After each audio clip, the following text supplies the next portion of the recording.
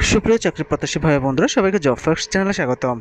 আজ 26 এপ্রিল 2024 অনুষ্ঠিত হয়েছে 46তম বিসিএস পরীক্ষা। আর এই ভিডিওটিতে আপনাদের জন্য থাকছে 46তম বিসিএস ইংরেজি অংশের সমাধান। আপনাদের জন্য ইংরেজি অংশের সমাধানটি দেওয়া হলো। সমাধানটি করেছেন আর যে তুহিন ভাই।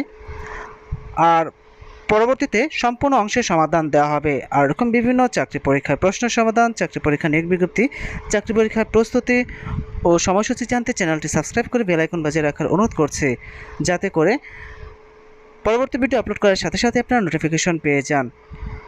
ধন্যবাদ সবাইকে।